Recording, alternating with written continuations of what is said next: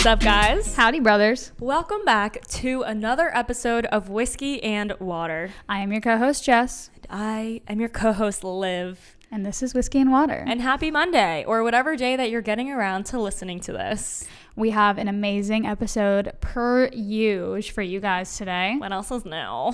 We have on my longtime social media friend, Leah Kirsch. I connected with Leah probably OG Instagram days. And she had this brand called Millionaireess, and she sent me clothes like back in college. Like this is probably like 2014, 2015 era. And we have just been internet friends ever since. And so it was really great to like kind of come full circle today and have her on the podcast. Yeah, and she rebranded herself, and kind of during quarantine her business really skyrocketed and blew up. She's most famously known for her tie-dye sets, which are like super cute loungewear, super comfy, and she just kills it in that for now. But we get into her story and like kind of how she started the brand, what she was like doing custom. She does custom like sneakers as well. She does kind of like streetwear for women, and it's really just based around female empowerment, feminism, all that good stuff. It's dope. She's had her pieces on Halsey, Addison Rae, AOC, D, Glazer. Really cool. Yeah, really cool stuff. So yeah, great conversation, and we honestly took a good amount away from it, especially about being bosses and kind of like maturing into that role and just scaling a small business. Like it's something that we are learning as a challenge and that we are trying to overcome. So we definitely pick her brains. Like I felt like that was a big sister moment. I was like, help me. How do you do this? Yeah, no, she's awesome. Super well spoken. Yeah, it was great. But before we get into it, we want to thank our show sponsors, starting off with Celsius. You guys already know the deal. Cheers, brother. Today we're drinking, what are we drinking? Sparkling strawberry guava. Yum. I am currently out of Celsius, and it's a damn shame.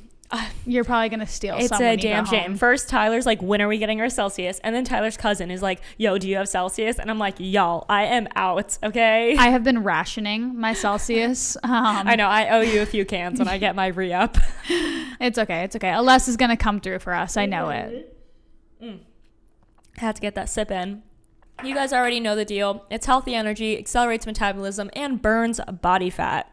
I'm like, yeah, we should actually probably talk about it. Probably. But you guys know it. We love Celsius. It has 7 essential vitamins proven in 6 published university studies. And let's talk a little bit more about these notes on the can. In 2005, vitamin industry entrepreneurs created Celsius. So it's made by people who know the fucking who game. Are smarticle. And we were even putting Leah on to it. Before we hit the record button, we're like, wait, we need a Celsius. And she's like, what is that? And we're like, oh, girl, we're about to put you on. So another customer under the belt. So link in our description. You guys already know where to find it. And also moving on to our other very exciting sponsor, Ana Luisa, who is this beautiful dainty gold jewelry. We told you guys about the brand last week, and that's Ana Luisa, ANALUISA. Don't get it twisted. Yes, they are carbon neutral, so 100% of the carbon emissions related to their products' life cycle are completely offset. They also have super fair prices. Their jewelry starts at $39, so there is no luxury markup. Yes, and they have new jewelry collections every Friday, and I just really love supporting a brand that believes in sustainability and is like about their word, you know, because I feel like people toss around that word a lot these days. So to see the actual facts on paper of the actionable steps that they are taking to be a sustainable brand is really great. Yeah, and the thing is, because they are such high quality, these are pieces that you are going to have forever. They are long-lasting pieces crafted with care from the best noble metals with a 365-day warranty. Yes, and I'm wearing a really pretty necklace right now. I just love that it's so on brand for us because it's all really dainty things and just timeless little pieces. Timeless. You can't go wrong. Timeless. Good word to explain it. But so Ana Luisa, ANALUISA. You guys can find the link in our description and use our link for 15% off as well too. Yes, and our link is analuisa.com/WAW for whiskey and water for 15% off. Yes. All right, guys. So link in our description for that discount and get yourself some pretty jewelry, or your girl, or your friend, or your sister, whatever it is. Mm-hmm. Okay, moving on. Let's do a little catch up. Squirt, squirt. What is new and fun in our lives? Yeah. So this past weekend was a fun one. Yeah, I feel like we had a lot of activities. We did. I definitely did. I mean, it was a long weekend. It was fun though. It was an action-packed weekend. Yeah, we love that for us. I went on a party bus. So fun. Saturday. I had FOMO. I didn't know anyone there except for you, and I still had FOMO. It was, guys. I don't know if you guys have done a fucking party bus, but that shit is so fun. Like, I always saw them like driving through, and I'm like, ew, that shit is so cheesy. That's chuggy. No, that shit was fucking fun. I was pop locking and dropping it on this party bus. So fun. What a great business idea too. You know, that's what I was thinking about. Yeah. I was thinking about the overhead here. Yeah. Because all these motherfuckers do is rent a bus. All they're paying They for is supplied the alcohol? fucking no. Oh, No. you have to bring your own alcohol? Yes. Bitch. And we're in the wrong business. all they're doing is driving around. That's crazy. Like, literally all they're paying for is gas. And you pay per and head. insurance and whatever the fuck. Wow. Yeah. I think it was like 37 or something per head, and then it's BYOB, bitch. So fun. So What are we like we're talking about? definitely trying to find the next occasion that we can rent a party bus and do Whiskey that. and water party bus, Oh baby. my god, you're onto something. I'm onto something. Anyways, so yeah, really fun weekend. What else happened? She took my family photos. Yes. Well, my future in-laws family photos yesterday, so that was fun. Yeah, I'm gonna edit those today. You know, bestie duties, of course. Yeah, they were super cute. We went to like this park in BFE. They're so great. People were like riding horses by us. very casual. Yeah, and then we went to Outback, and I had dinner with her family. It was a very JV type of afternoon. What else happened? Oh, Friday. I think it was Friday. One of those days last week, we did a little impromptu photo shoot in my backyard, and it kind of came out of necessity because we just needed to get this shoot done for this client. Yeah, and there were like the locations that we typically book, I suppose, are getting a little bit more Popular, which is Unfortunately. really annoying. So yeah, we're like, all right, fuck it, we're setting up our own goddamn studio. which is something that we have like kind of talked about in the past, that what we haven't done it yet is like setting up a backdrop and kind of just like making our own set. Yeah, and like using natural light. You know, Yeah. we were just shooting in direct sunlight, and honestly, I love the way it came out. Yeah, I'm like, these are some of my favorite photos that we've ever shot. And Yeah. I literally bought a wardrobe rack from Target, we doubled up sheets so that it wouldn't be see-through. We had a nice cream sheet in the back, and then we just like floofed it up with nice pampas and vases and props. Stools and chairs and it's whatnot. just, it's so cool what you can like make happen. Yeah. You know? and Where it was there's- like our first time. it was really pretty. I'm so happy Yeah. with how it came out. I So did too. you know, if you're watching this is your sign to Put a backdrop in your backyard. Yeah, do a backyard photo shoot with your friend. We need to do that on like TikTok. Yes. Oh wait, I took a video. I need to like actually edit it Yeah. and make it a TikTok. Now This that is we have this is your sign. this is your sign. What else has happened? So that was that. I'm reading a new book, and I got back into reading my Kindle, which I'm very excited about. Shout out our guest from last week's episode. If you didn't already listen, go give it a listen. That's Kenzie's episode. Kenzie, and we nerded out talking about books and reading, and she put me back on to reading on my Kindle, and 10 out of 10. Honestly, I've been sleeping on it. It's been in my nightstand drawer for like the past 2 years, and I probably would have read so many more books had I just stick to that. Really? But it's fine. Yeah. Okay, I'm still sleeping on Yeah, it. yeah. To be honest. It is, because it's very practical. It's Yeah. small. You can bring you it don't have to turn the anywhere. page. You just click it. it. It has the time up there, so you know what time it is. So I can go outside, not bring my phone, and just enjoy it. Wow, love that. It's so great. The time. It's the time for me. Yeah. You Interesting. know, so it's great. And I'm reading a book called Digital Minimalism, which is dangerous because I might quit my job on Instagram and just go full digital minimalism. We love that for you. Okay. And in other very important news, I ran into Shaq while I was driving. We love that. A few days ago. And just a little cute, funny story. But Tyler's cousin was in town, and we're at this red light, and we see these two huge dudes in this like Rolls Royce convertible. Fat ass Rolls Royce. Fat ass, like red Rolls Royce. And Tyler's cousin Chase is leaning out the window, and just like for shits and giggles, he goes, "Are you Shaq?" Ho ho ho ho. And then we're looking at him, and we're like, "Yo, wait, I think that actually is Shaq." And then he goes back out the window. Meanwhile, guys, Shaq literally said no. Like, Chase asked, "Are you Shaq?" And Shaq said, "Nope, I'm not. It's not me." In fact. And Chase goes, "Yeah, you are." And it was just we were just dying In the laughing. middle of fucking like nowhere. Yeah, too. it was Fort Lauderdale, but we're just literally, it's just the two. A random red The light. two of us at a red light at like 1 a.m. That's so funny. How funny is that? That's hilarious. And it's even funnier that he said no. I was saying, I think it would have been even funnier if it wasn't Shaq. Yeah, right. And he came back out like, Yeah, you are. Yeah, right. No, it was him. And then Tyler was like, best DJ in South Florida. And he was like, hell yeah. And then he drove off and we were like, wow, that was cool. Just South Florida Later, things. Shaq, have a good one. Have a good one, bud. Homie. He's so funny. But that was Shaq that. is genuinely huge. Oh, Rolls Royces are huge cars. You don't realize. He made it look like small. He made it look normal, like a normal car. That's probably why he drives it, is because they are so big. 100%. But like I was looking at it, I'm like, looks like a normal car. And just because he's so massive. He is huge. Anyways. He does this like event every year in Miami called Shaq's Funhouse. And I've been right beside that motherfucker, and he is massive. Like you just don't even realize. Which is so bizarre that happened that night, because my friend Ricky, he was a DJ at Shaq's Funhouse. Oh, really? Yes. And like we ended up we were coming home from his party. So was Shaq. No, okay. Yeah, right? So funny. Okay, anyways. That's our Shaq tangent for today. Yeah.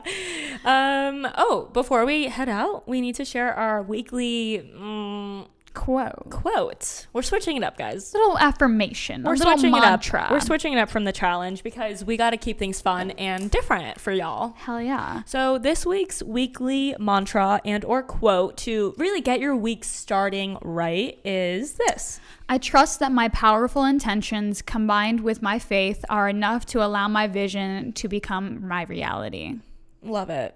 And when we say faith, we're speaking general terms here. Spirit, whatever suits you. But for us, it's spiritually. Like faith in the universe. Yes, exactly. And if that for you is your faith in a God or in a Jesus or in a baby Jesus, live your truth. And I'm going to repeat it one more time. One more time. Let it really sink in. We want this to resonate with you. I trust that my powerful intentions combined with my faith are enough to allow my vision to become my reality. Yeah. And I feel like that also sums up this interview. You know, it does. It was great because she kind of just put one foot in front of the other, trusted her path. What did she say that? It's so funny. We both were like, I like that. She said, I trust my personality enough to know that it's going to be successful or something. She was like, it's in my personality to have a successful business. It's in my personality. It's so funny because I was like, damn. And then you were like, you said out loud, I thought, damn. And then you were like, damn. I like that. And I was like, right? I'm like, that's powerful. That is powerful because it's like, it is. I am success. I am the living embodiment of success. We love that. All right, guys, we won't hold you any longer. We're going to get into a few more sponsors and then hop right into the interview. We'll see you on the other side. Hell yeah, brother. And we also want to talk about Fitness Realm, which you guys already know the deal. We've talked about them before. I'm trying to build my dump truck. It's dump truck season. It's fatty season. And you guys know that Fitness Realm is where I'm going for all of the fitness related inquiries. Yeah, so they have articles, they have products, they have vetted all of the things that they have within the actual website, which is really nice. Like we've mentioned before, you don't have to go looking through reviews and trying to find the best product. It's literally just a one-stop shop. You have everything you need right there. Hell yeah, brother. Yeah, so go check out Fitness Realm, link in our description. All right, guys, and we are live with Leah. How are you today, babe? I'm good. How are you guys? Doing good. So excited to be talking to you today. I met Leah years and years ago through social media, and it's just so crazy to see both of us like come full circle, and now you're on the podcast. I know. We were like, as we were saying before, you had my first ever tee when I like knew how, or I was just teaching myself Illustrator, the Because I Can tank, which honestly was so iconic. Yeah, and for the brand, it really set the tone, right? Like those first couple steps that you take for anything. Obviously you can pivot and do whatever, but you really set the tone. But yeah, I love social media because of reasons like this. And I think that if you use social media like a tool, like you use your navigation system, it can be a really, really awesome tool that you can help your business grow, help your personal life grow, meet really cool people and network. And, a lot of the times people don't even meet up in person, right? Like we've never met in real life, which is really crazy to think. And I would say we have like a pretty good friendship, Yeah, for sure. And I said, if we did meet in person, it would be fine. But it's nice that you can like work with people and you can really like gauge someone's energy and who they are to a certain extent. But I really love that about social media. And I hope that, with all the kind of negative stuff that's going on, people really kind of step back and remember that it can be a really nice thing. And I feel like, I mean, that's a very, very important thing that I try to do in social media every day, and not try to make it like this perfect looking, like, you know, curated, like highlight reel where like my life is perfect. Absolutely. But yeah, that's like I love social media, and I honestly love Instagram for that. I think it's just like such a fun place to be.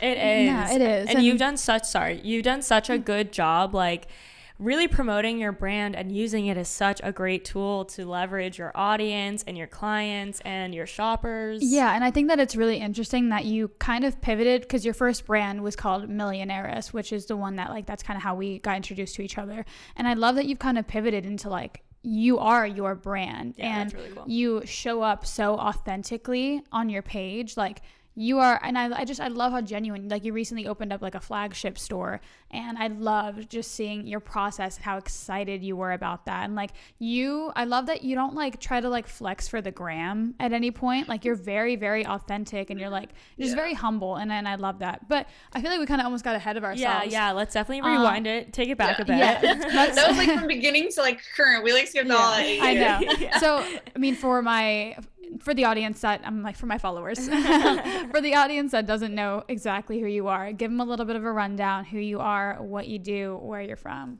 Okay. Wow, where to start? Okay, so just real quick. I was actually born in Germany, moved to Singapore, did grade school in Michigan. Yeah, I know This a is lot all of people news don't to know me. that. And I graduated high school early and moved back to Germany with my family. And then I went to New York for school. And this is a question I get all the time that I think is really interesting, is if I finished college, which I absolutely finished college. Like, I think my personality on Instagram comes out like I'm an artist, but I'm an artist who's actually like a businesswoman. And I think that's why what my brand has taken off to the point where it is because there's so much more that goes into just being creative. Like running a whole brand, a successful, profitable brand, is absolutely insane. Like, you know what I mean? I don't know. Like you guys, I mean, I do everything from like start to finish graphic design. And obviously now I have people helping, but in the beginning, you know, we're like 8 years, I'm just starting to like see like real money, real profits. I mean, opening a store. But so I finished school, and then, I was in New York for 10 years. Just, I mean, the epitome of hustling in New York, like doing everything from like meeting every single person that I thought was someone to meet. Even if they weren't someone to meet, I was like, okay, let's go. You know, maybe I can learn something from this person, even if it's just like a one-liner that night. Sure. And then just working all the time and obviously having a lot of fun with it. So during all that whole time in New York, I was developing my brand, which was Millionaireess, and then switched over when did I switch over? I think it was 2017. I switched over from Millionaireess to Leah Kirsch, kind of just, you know, I think it's like an Alan Watts quote. It's you're not obligated to be the person you were 5 minutes ago. And I think people who kind of, you know, like, again, going back to social media, they're like, oh, my feed looks like this and my feed looks like this. And I think that something that I try to promote is just being authentic to yourself. It's like, oh, wow, like I'm growing. My brand is no longer Millionaireess. Like, let me pivot, right? One of my friends, who's such a dope dude, he was just like, I think one of your biggest strengths is how much you can pivot. Like, you went from graphic tees to the Air Force Ones. And like, people really think that I only have done customizing sneakers my whole career. And I was like, that's so funny, because I only did that for maybe two out of the 8 years, which is a big chunk to customize sneakers for 2 years. But I think that's where my career really popped off. And that's why people know, you know, and now it's like tie-dye, and some people don't even know about the Air Force One. So I think just like, for the people listening, just like a piece of advice is, you know, don't be afraid to try something new and pivot and be like, this worked then. And now it's, you know, there's a totally different trend happening, and you know, you go with it, and it doesn't really matter. I think that's what makes people successful in life, you know, being resilient. Yeah, so good. And that's something we preach about all the time, is just like, especially in the world of entrepreneurship, like pivoting is just like the nature of the business. Yeah. If you're not pivoting, you're probably not going to end up being successful. Like you absolutely have to, especially with how fast things evolve nowadays, whether it's technology or fashion, how quickly trends are just, you know, turning over. You have to have that. It's almost adaptability. and it's a skill too, of learning how to be able to pivot and be on your feet and also like not kind of judge yourself for it, because I feel like a lot of times people can feel like, oh, this didn't work and it was a fail and am I quitting this? And it really shouldn't be looked at like that. It should just be looked at like an evolution of something, which is natural. Yeah, I mean, I fully shut my brand down and then I reopened it. Like, talk about pivoting. I was like, I'm gonna use my degree and like get a job. And then I got a job and I was like, this shit is not for me. Tell us more about this. I like this. Oh yeah, we can relate to this. Yeah, one of my best friends was like, no one ever, you never talk about that. Like, no one ever asked you about that. I'm like, no one ever asked me about that. Even my mom, she was just like, that was so weird that you did that. And like, okay, tell us, fill us in, give us the tea. Yeah, because I mean, obviously it was a scary thing to do, but I was just like at the point where I was like, okay, look, I'm not making enough money. I was obviously making money, and I was like, oh, it's been, when was it? It was like 7 years in, and I was like, I thought that the brand would have been something else that it was. And I was like, I wasn't where I wanted to be. So I was like, okay, might as well try something new, right? Like that's the beauty of being an entrepreneur and like having control over your life is being able to make changes quickly, right? Right. So yeah, I was like, I mean, thinking about it now just seems totally insane because I don't even know how it happened. I was like, I'm just going to close the brand. Like it was obviously a very big decision. And just like let God, like leave it up and like whatever happens, right? And exactly like sometimes I totally subscribe to this message that like things, as long as you're working hard the whole time, things that are meant for you will really come to you with open arms to opportunity, right? And that's exactly what happened. I just like came out to LA from New York. I was like, I just got to like change up my life, right? Like again, pivot. I was like, something is not really working here. So what do we need to do to like, just change and like, go down another path or whatever. And I took another job and it was still down kind of like a startup route, which had the entrepreneurial like element to it. But yeah, it was honestly like to not be able to make a decision really quick on my own. It was honestly like almost impossible for me. I hope like down the line I don't need another job. And then they're like, okay, well she said this one time. But it was really hard because to get approval from 3 people takes basically like 3 days or 2 days or however long it takes. And the fact that like I couldn't make a decision in 30 minutes on my own or just calling a friend or a mentor or someone that I kind of confide in, it just like slows the business down, especially in the beginning of the business. And with COVID and not working with people, you can't just walk over to someone's office. And it was so complicated and it was nothing like I ever knew before. And the business was still like a little wishy-washy. So then I was like, okay, well on the side, I'm just gonna like still tie-dye sweatpants. And like I had, I know how to run a business and I have everything to run a business. And I know, I already worked out all the hard kinks basically, which is like the supply chain. And yeah, I just started selling it and all of a sudden it was like, boom, like just skyrocketed. And I was like, my mom was like, okay, this is interesting. And I was honestly just like, what the fuck? I was like, am I doing this? I was like, no. I kept it like really lean, really simple. Like I wasn't even sewing tags into the white sweats that I was tie-dyeing. I was like this, like as simple as I could get. And then, it kept going well. And I was like, okay, I'm going to do these things differently. I'm going to do all this differently. And then next thing I know, I was like busting at the seams of my mom's condo. Got a little work studio, which was 250 square feet. And I was in there for 6 months. And now I have a storefront. And just like looking back at it, I'm just like, dude, you cannot predict this if you tried. You just can't.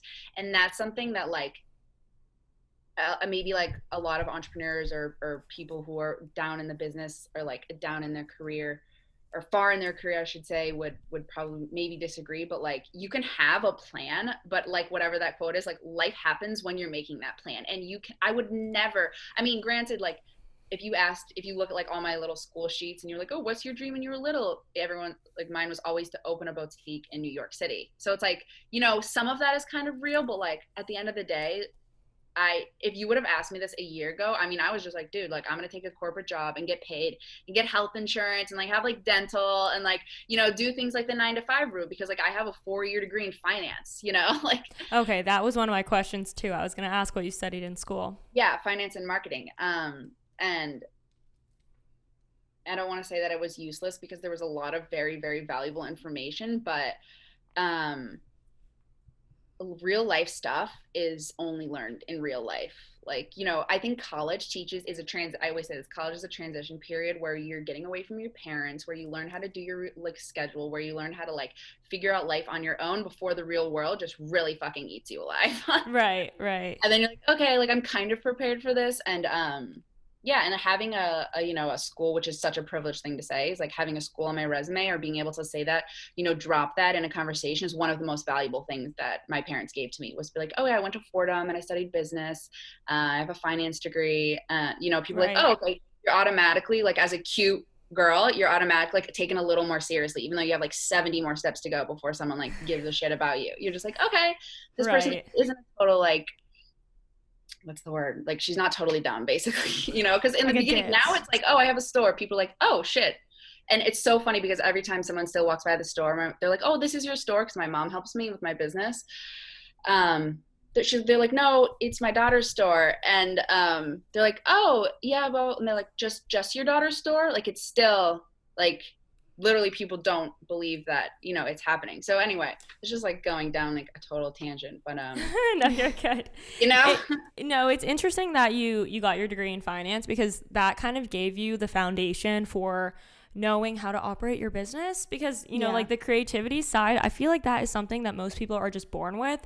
So for you to be a naturally creative person, but then also to have that foundation in finance and business, it kind of gives you like the perfect storm of running a successful business, you know, where you can be the creative and you can also be the business owner to grow it. Yeah. And I think that's something that I think, well, that's why artists have managers, right? You know, essentially, which I think gets really crazy and toxic if you actually talk to someone who has a manager. But that's why a lot of artists can't be independent, is because if you're running a business, you need to make money, period. It's about your bottom line. You know what I mean? So it's like great if you can like make really cool art, but you know, what's that quote? Hard work beats talent when talent doesn't work hard. So if you don't know how to work hard in running a business, it's like kind of not exactly relevant to what I was saying, but you can't be successful because you can't make money. Therefore, it can't be your living unless you have a trust fund or something like that, you know? But like, at the end of the day, you're running a business, you need to make money, and that's like just point blank what it is. Yeah. Do you feel like within the past year, from what I'm understanding, this is it, do you feel like from the past year, once quarantine started, like the past 8 years of you having your own business and, you know, running your own brand, do you feel like the past year was the pivotal moment where things just totally skyrocketed and everything previous to that kind of amounted to that moment? Is that what happened? I think that I'm going to say a couple of things. I think that when starting a business, and even I fell prey to this, that it takes a really long time if you want to build a really big thing. And even if it isn't that big, but like it's pretty big for me starting in college with $1,200. Like it's a big, I have a store now, you know what I mean? Like it's not like I'm just selling t-shirts online that are being drop shipped in North Carolina. And I think that having the privilege to close my brand, I moved in with my mom, I was able to take a step back, I had some money saved up, and for me, like I'm an extrovert in a way, but I'm very, very much an introvert, which a lot of like people who know me don't believe, because I am like very talkative. But I was able, quarantine like and let me like step back and be like, okay, what do I really want to do? It gave me like space and like time to think about how I wanted to run my business. I didn't have any other distractions, which in New York, that was the biggest downfall of New York, because there was just like a distraction every single second of every day. And if you didn't like do those things, I felt like I was missing out on an opportunity that could have been like that pivotal, you know, upswing moment. But actually it was the exact opposite, which, you know, like you don't know that until you learn that in real life. And then and it's different for everyone, obviously. But yeah, to answer your question, I think that it took a long time to lay a really solid foundation, which honestly, that foundation was like getting to know myself, which I think comes from like the authenticity in my Instagram and the brand, and like only making stuff that I would wear and only making stuff that goes with like my core values of the brand, you know? And then, I think quarantine just let me, and it worked for me and my personality. I know that it didn't, you know, do well for a lot of people, but, you know, take a step back and run the brand how I wanted to, with all the 7 years of knowledge that I got before, right? Because if you're like starting a brand in quarantine, it's like, great. You know, tons of people started brand in quarantine, and people were shopping online like crazy. But now the quarantine's over, like I started helping people with their business, and they don't know what to do because it's very different. It's just so different, right? It was like we basically lived like 1 year in a different world almost. Yeah. For sure. Yeah, so I think that it helped in a lot of ways, and obviously it was a very successful year for e-com businesses. Mm-hmm. Which is so interesting, because you would think during a global pandemic, like, we're all struggling financially, but we've talked to so many, and even have had people on the podcast where during quarantine, like, that's when their businesses started booming. So it's just interesting. And we during that time, we definitely talked a lot about silver linings within the pandemic. And I think it's great that you were able to kind of not have those distractions, and it only grew your business in a way that you thought would, work like the opposite way. It's really cool. Yeah. I would love to talk about like you hiring help, because, you've obviously been running your business for so long by yourself. At what point did you like bring people on? So I've always had interns, which has been, I mean, I do like a lot of it. I think one of my weaknesses is that I micromanage, and I'm just like really like, I said to my girl who works for me now, who I absolutely like, she's just like so solid. Her name's Ellie. I was like, I'm really chill until I'm absolutely not, and then I just lose my shit and I get so controlling. Like, I'm just like, we're like painting this display table right now, and I'm just having so much anxiety just like letting her do it, because when things are like your baby, you're just like so controlling. But everything else is like, if I trust you with that, I trust you with that. So hiring help is, having interns is very helpful and great to a certain point, because then you have to start trusting them to do more and things that you can do. So that's kind of been that's been hard for me to do until you absolutely really need it, and you're like, oh, my business is going to fail unless I hire help and unless I trust people. And so obviously, like, all of this is a learning experience for me too. It's like, okay, I know these things are happening, like, and if someone messes up who's working for me, like, what's going to happen? It's not the end of the world. You know what I mean? Like, I can just like tap into my like chill mode and who I am, like, at my core, and be like, it's going to be fine, but obviously, but my grandpa told me this a long time ago, which is stuck in my head. And I think I wish he never said it to me. He said, if you want something done right, do it yourself. And I was just like, so now every time, be like that. Yeah. And I think that, like, obviously take everything you hear with a grain of salt, but it's been a little painful for me, because hearing that, I was like, oh, like, so everything I have to do myself, which obviously that's impossible, because your business can't grow with just one person running it. Right. But at the same time, I think it takes time to trust people. And I think most businesses, I think the hardest thing is finding really good people to work for you. For sure. Yeah, we're currently in that phase where we're learning that, and we're dabbling with having interns and just realizing like what we would feel comfortable outsourcing versus what we want to handle our own, what we feel like nervous about letting our control go over. So it's really a tough thing to navigate, and I haven't thought about it up until we got to this point of like, we need help so bad, but it's also so hard to find that help that's good, that works with you, that vibes, that has the flexibility in their schedule, like for everything to align. The stars for have to everything align. To check the check boxes. It's tough. It really is. Even with paid work, it's not even like, I would pay my interns. Obviously now I pay Ellie. She's like she's a part-time employee, but it's hard to find help. And I think that just kind of accepting that no one's really going to care as much as you care is a really like kind of like calm place to be, because it's like, okay, look, like, and like they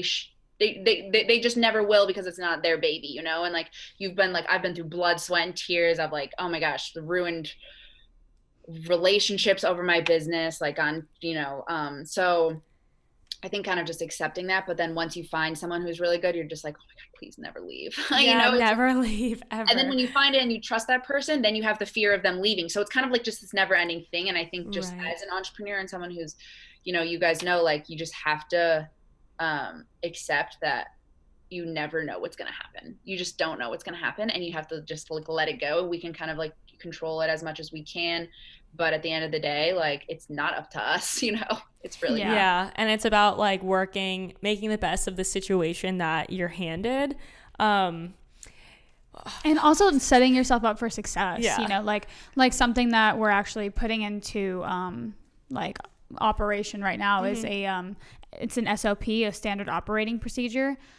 Because of course we do have our assistant who works on a lot of our projects, but we kind of wanted to build out this like infrastructure so that like, you know, one, if anything were to happen, like if she decided that she didn't want to work for us anymore, or if we decided that we wanted to hire additional help, that we already have this SOP in place so that it's going to be a lot easier to have someone step into her role, or any role really, and kind of just see how things run, like the foundation and like what, like, you know, our business looks like, so that we're kind of not starting from scratch again, you know? Yeah. So definitely preparation and helps as well. And I really like what you said about you have to just accept the fact that no one is going to care as much as you do, because that's great advice, because it's like you can't expect that from someone. Like, you know, you wouldn't, I mean, you could care a lot, like you could really love and care and be passionate about something, but you will never fully care about it at the level of the founders or the creators of whatever that is. And I think that's really great advice for us to take too, because it's almost unfair to expect that from people. That's what I was gonna say. It's unfair, like, and it doesn't mean that you have to like write this person off and shove them aside, like, oh, they don't care at all. It's just that they're never going to feel the things that you feel about your business, because you have put I mean, this is like, at this point, it's like, I don't even know who I am without my business, which might be unhealthy. It's like, but that was one of the reasons why I was like, I need to close this business. Like, who am I? I started this in college. So, you know, I didn't even kind of get that, like, you're still figuring out who you are in college. And then I was like, this is so much of my identity. Like, is this who I am? And is this what I love? Yeah. So that was another like really awesome thing. I haven't thought about that. That was like one of like, I wrote down things that I wanted to like figure out after closing the business. And so now it's like, okay, sure. Like, I love clothes. I definitely am an entrepreneur. Like, I can't get away from it. And I just like want to run a company. Yeah, that's awesome. And it also helps you, like, just to talk about the like help again, it also helps you give them grace too, you know, like it gives you more of a reason to be like, okay, they're doing their best. And it's also funny though, because it's like you want to hire someone who's like really ambitious, has a bunch of goals, and then you come to realize that these people are like, you know, they have goals other than yours, and you're like, well shit, you know. But I think just communicating, I mean, this goes for in every area of life. Communicating as best you can is what it will be the saving grace. Like, I told Ellie in the beginning, I was like, look, I'm super chill, but I'm like, until I'm not, and I just really like things my way.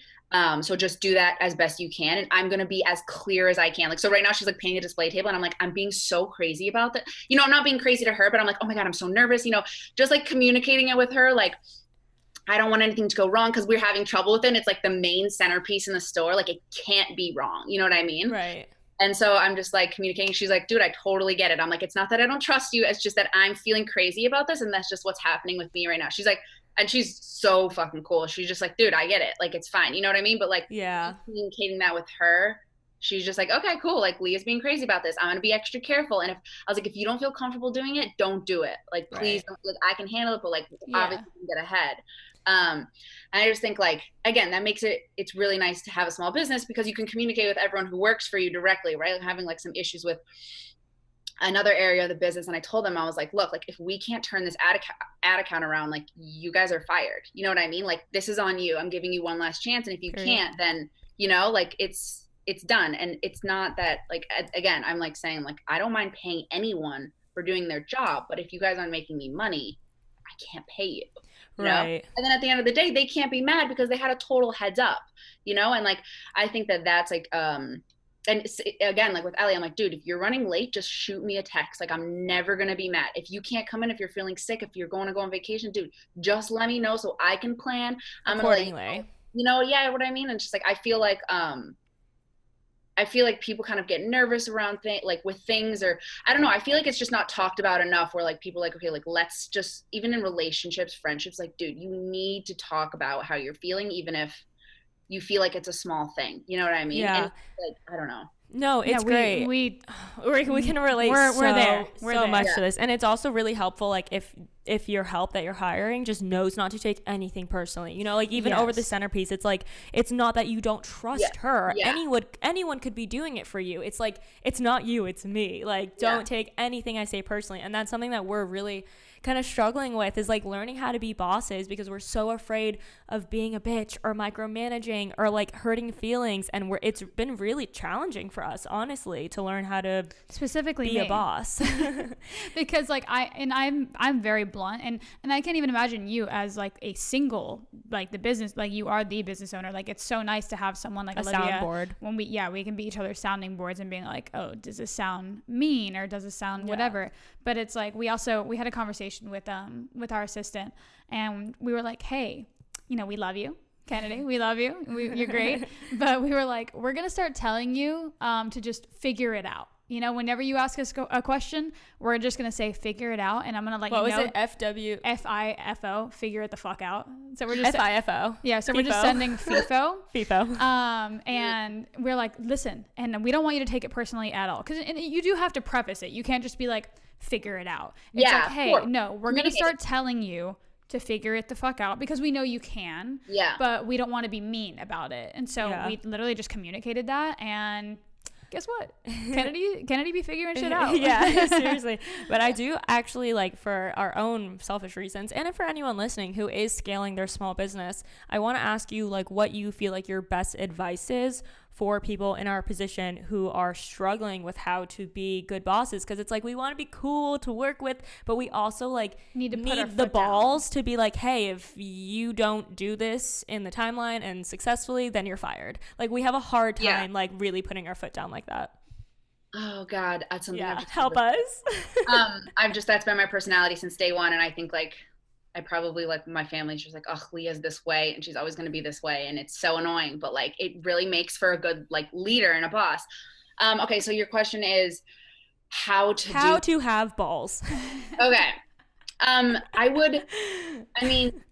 actually a very empathetic person, so at the same time I do struggle with that a little bit, but like, right, I don't know, just like, don't be afraid of doing it. And also, you can be kind about it while still being stern. Yeah. You know, until you have to cross the line of just being like a straight up crazy bitch. Like, you know, like I was actually trying to get papers back from the ER, and they wouldn't. I started out nice, and then I started out like a little less nice, and then I started out stern and like, you know, whatever. Mm-hmm. And then I just completely lost. Like I was red. My mom was like, oh my God, like my daughter's totally crazy. Oh my God, I totally just, and I was like, this is what, you know, I was like, probably, oh my God, I was like boiling. Yeah. And I mean, that's where we don't want to get. Yeah. I think that's a really rare place to go, but I think like being like kind and stern and clear about it is fine, you know, like, and I think people can expect that, you know, and I think people respect it also when you're like, hey, look, like if you're telling your assistant, like, look, we really trust you. We're at a place in our business relationship where you're doing a great job, you know. There's actually a really good, I'm going to figure out what it is. It's this guy. Oh, it's the Paul Mitchell guy who spoke at Stanford. Dude, life-changing.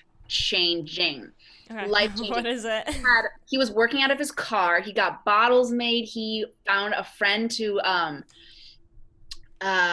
do his voicemail on his answering machine and figure out, he just like and he, oh dude, I wrote down notes from it, and I posted it up. It's probably the most valuable information in 40 minutes. Every time I need, like, I actually haven't listened to it in a long time, but he was saying, before you say something bad, say something good, or like not bad, but before you kind of go in with some advice or some criticism, I guess is the right word, go in with something like constructive. So be like, I really love where we are in our business relationship. Like, you're doing such a great job, but I really need, and we trust you now, right?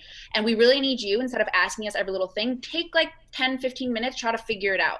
Unless you're really to the point where you're struggling, then come to us, because we hired you to do these things so that we don't have to do it. You know what I mean? Yeah. Sometimes people need that extra little bit of direction. And like Ellie, she doesn't. She's just like, dude, all the orders are fulfilled. All this is done. And sometimes I'm like, did you take the tags out? I have everything here. Is everything marked? Are you sure? Are you sure? And she's like, yeah. Is Ellie looking for a job? No, I'm kidding. No. She's like, do not headhunt my assistant. No, I love that though. And I think it's really important because it helps with like instilling confidence into your like people as well, because like if you go into a conversation negative, they don't know where it's going. They could They're like, am I getting fired? They could be in a defensive like mode and be like, shit, am I getting fired right now? And it's like, I feel like when you start off with that constructive criticism and like kind of reassuring them, it's like, we're on the same team here.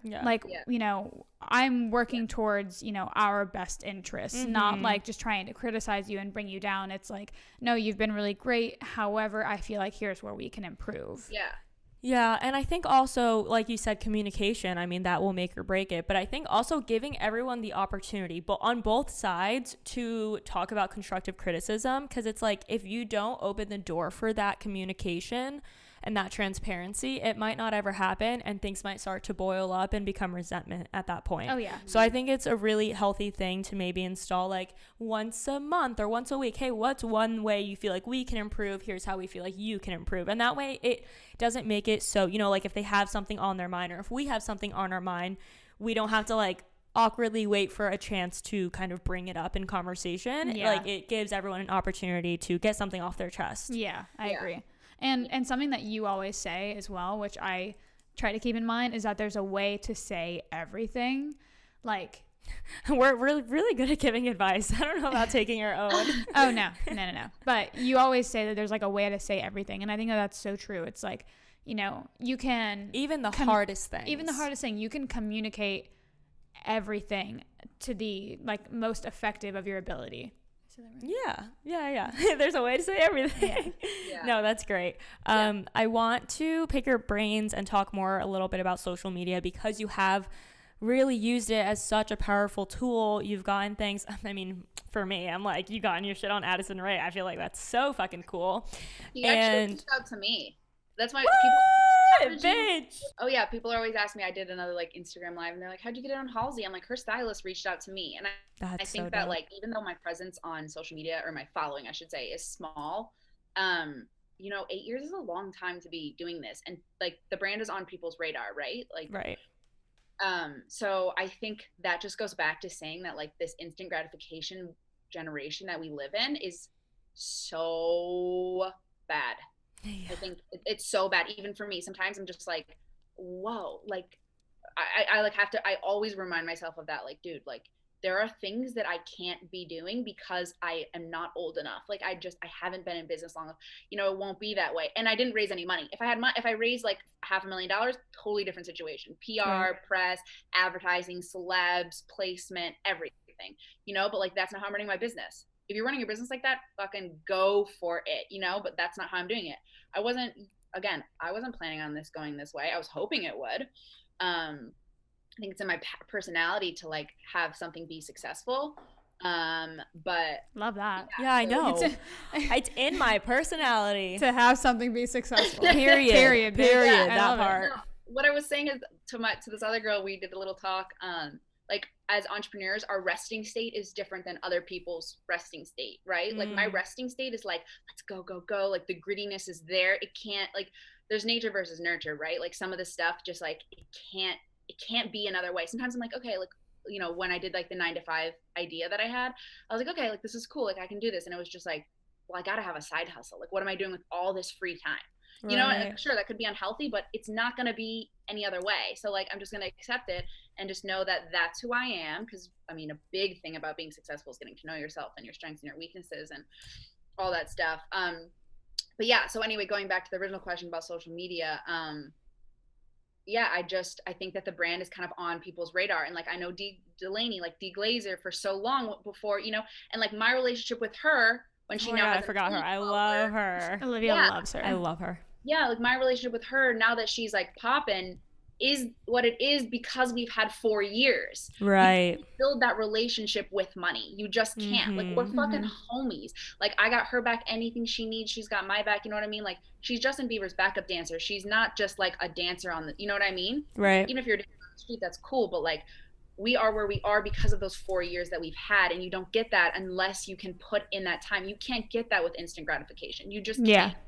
You know? And so I think that like I don't know how Addison found me, but yeah, she just DM'd me like a heart, and I was like, hey, love you. And I was like, I don't know who this girl is, but she's got 13 million followers. I'm doing it wrong. I just need to be DMing hearts to brands. Yeah. I don't know. You wild. know, like, no, you also need 13 million followers. Sorry. What? I'm on my way. No, yeah, on your way. Yeah. But and then yeah, Halsey stylist reached out to me. So and then dope. just knowing people, like the girl who works for me, I don't know if I can say what she does for this one stylist, but you know, you just meet people in the industry. It's just, and that comes with time. Yeah. You know? And I think, go ahead. that. Sorry. I don't mean to interrupt you. I was done. Okay.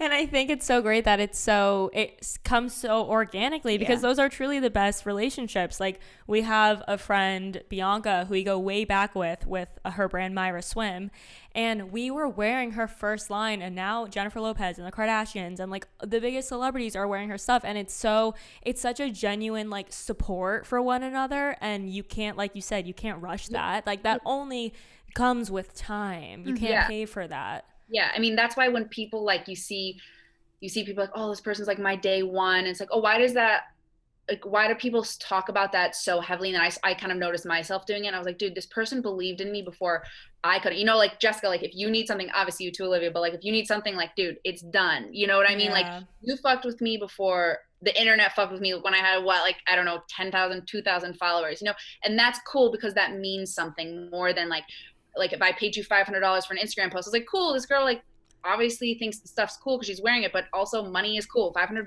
is like a lot for an Instagram post. Right. Like, that's cool. For sure. You know what I mean? Yeah.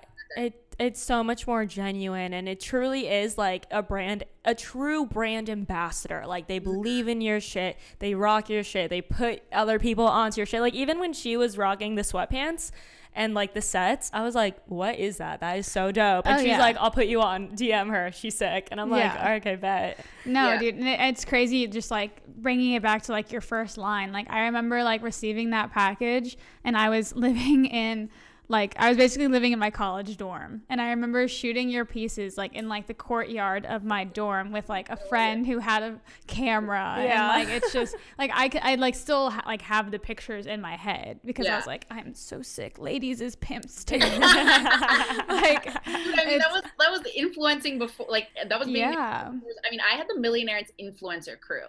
Like, when people are talking about influencers, I just like, can I just like kind of give my what is it called, like a. What I don't even know what pat on the back, kudos. Yeah, like kudos to me. Like, I had Millionaires influencer crew. Like, I had this whole sign up thing going, but before influencing, and I was like, whatever, no one's gonna fucking believe me if I tell them that anyway. But like, you know, knowing those things, but like that's cool, you know. Yeah, so that was literally back in like 2014, and 2015. that only comes with time. And I think that's just a great reminder for anyone listening that there's certain things that you just cannot rush and that you cannot pay for. And I actually loved what you said earlier. You were like, there's things that like you haven't gotten to yet simply because you're not old enough and that you haven't been in like the industry long enough. And it's great. Like, although you did have some like skyrocketing in like sales in the past like year or so, it's like everything that you have done up until this point has like led you there. You know what I mean? Like, it wouldn't have happened without. It's not like, oh, I launched the Air Force One, you know, customized shoe and it took off. It's like, no, you had to do everything previous to that to get to that place, you know? Yeah, and it speaks volumes about just like trusting the process, and like you said, just doing the right things, doing the right next step, because you just don't know what your path is going to look like. You just have to trust that the next step is your best decision and move forward with that and trust that. And that it's like leading you to your highest path. Yeah, totally. No, there's so much that goes into it. And what I was going to say just real quick is that come with those relationships, you can't and I think this is why my brand people I probably have like the highest repeat customers out of any small business that I know. I don't know if that's true because we don't know numbers, but like it's like astronomically high. Everyone who looks at my numbers are like, I have people who've placed like 40 orders Wow. Like over and over and over and that's over actually again. crazy. No, that's what I'm insane. saying. Is like, it's actually insane. Like, I don't even have that many products, but like people are you know, They're diehard. right. And it's cool. But I think that, there's some things that you can't fake. Like with money, you can pay people. And now, especially, I think even if people know that it's paid or like a sponsored ad, I mean, I run ads, right? But, I think that, I mean, there's things that, you know, money can't buy. Like you can't buy that authenticity where you're just like you said, Olivia, like that's a true brand ambassador. Like Delaney is on my, like, she's repping the clothes because she loves this shit. It makes her feel good. And people can see that. You can't pay for that. No, you can't. Shit, you know? You can't. And we always say, like, you know, obviously we're influencers and we talk a lot about the influencer industry. And what I always say is that influencing does work because us as influencers are influenced by other people. Like so many of the things that we buy and the products, I mean, it just works. It just works. I'll literally be wearing something and I'm like, oh yeah, I saw so-and-so wearing it.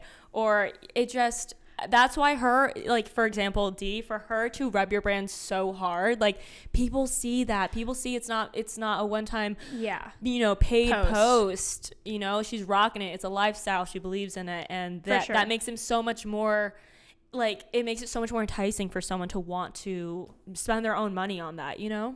For sure. And I think that, you know, there is a really big distinction between, like, you know, people paying someone one time for a post and then people that are actually believing in it. And that's why, and I think that's kind of why, kind of like going off topic, but I think that's why TikTok is so huge as well, is because like people are posting their genuine organic reactions to brands, products, XYZ, and that's why they go viral and shit sells out because people are like, that bitch is not gaining anything from this, right? You know, really she has no reason to you know, fluff it up or do anything. And she's like, really just trying to put people on. Yeah, like exactly. It's a true recommendation. Yeah, exactly. It's like, and there's actually good. Exactly. And I feel like everything is so saturated right now that it's like, I don't want to buy anything unless it's recommended to me. Like, I don't want to buy any skincare, any sunscreen, any clothing. You know what I mean? I'm not like, taking any chances. Yeah, because there's so many products to choose from. It's like people need some sort of direction to spend their money. Like, how do you know? And when you have the influencers or when you have people word of mouth, there's this trust that's already built in. And when you have that, then, you know, that's what you're saying. It's a recommendation. So you trust it. And then you're like, okay, I'm going to buy that now. Yeah, absolutely. I saw your masks were on AOC. Yeah. So I would love to talk about that and like how you got them on her and like kind of what that process was like for you. And, you know, I really feel like this is an ode to your adaptability as well. Oh, yeah. Well, AOC and I are friends. Casual. Wait. Yeah. Oh, well, actually, no, it does make sense. You guys were in New York. I guess. Yeah. So, and flex. Yeah. And this is, again, like why this just goes with everything that I'm saying. 1, authenticity. 2, it takes years to do this stuff. 3, dude, you gotta, like, I don't want to say go with the flow because then that quote pops in my head where it's like, only dead fish go with the flow and shit. But like, you have to, like, haunted by quotes. I like it. Yeah, I am haunted by quotes. Same. I really am too. Oh my God. Yeah. Like, I love them, but like, sometimes I'm just like, oh my God. Like I got a job at coffee shop, which is where AOC worked, one of her jobs. And you know, who the hell would have known that she would be who she is today? She had an idea that she was going, but she saw my Because I Can shirt, and she obviously stood out from everyone. And we you know, we were as close friends as we could have been while working in the restaurant industry. And I never got too far in the restaurant industry because I was only there for 3 months and it was very temporary. My best friend was working there and she was trying to pull me out of like a rut I was in, a party rut I was in actually. And she was like, give me some structure in your life. I'm like, okay, like, I'll do this. You know, I was like, if you think it's a good idea, like, let's try it out. You know, again, like, no ego, just try it out. Like, anything to grow, right? And so I don't know if I should say this, I don't know, but we used to call her Sandy. So maybe that was like anyway, her name was Sandy. So AOC, I guess we'll call her.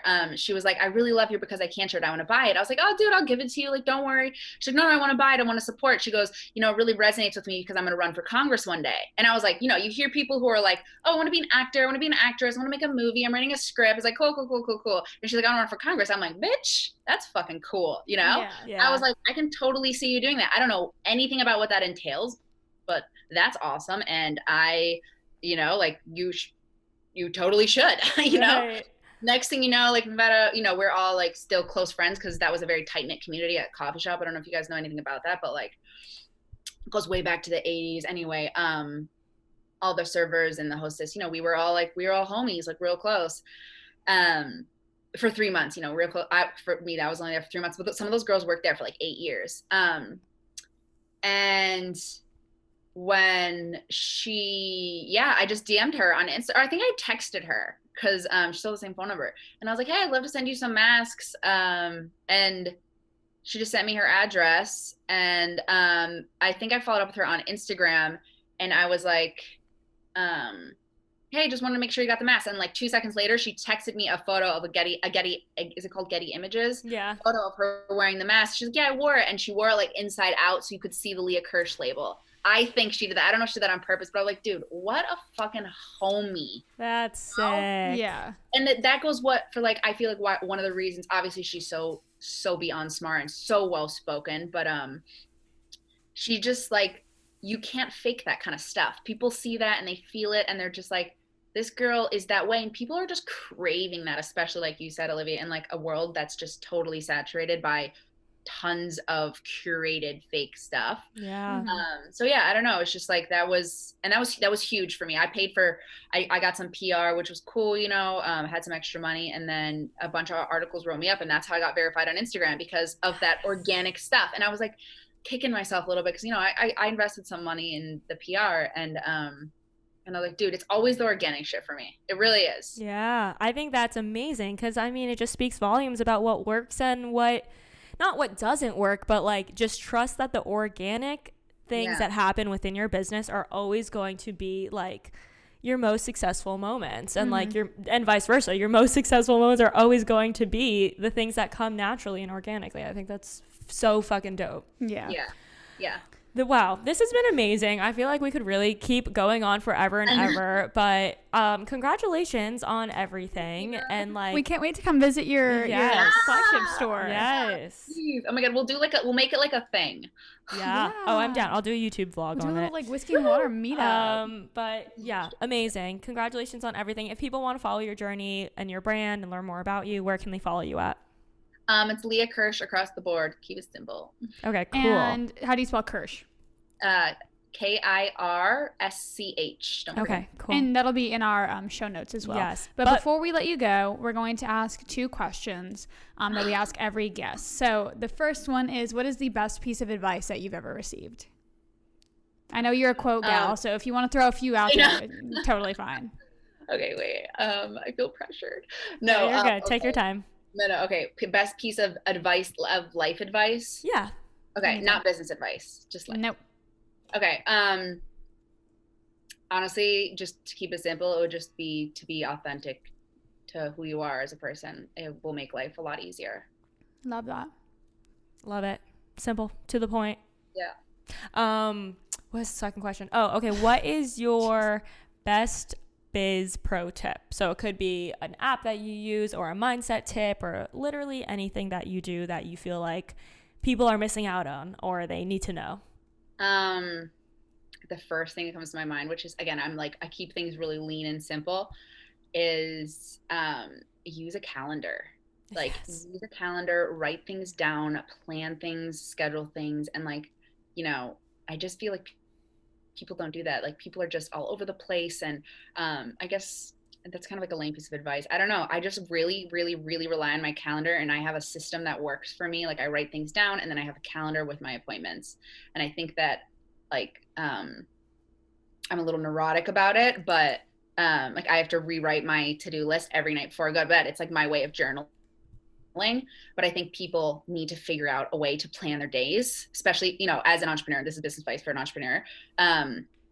Because otherwise you will just get mixed up and messy, and it won't work, especially as it just won't work. You'll just be doing a million things, and you do a million things halfway, and then you have 500,000 things done and not one done. Yeah.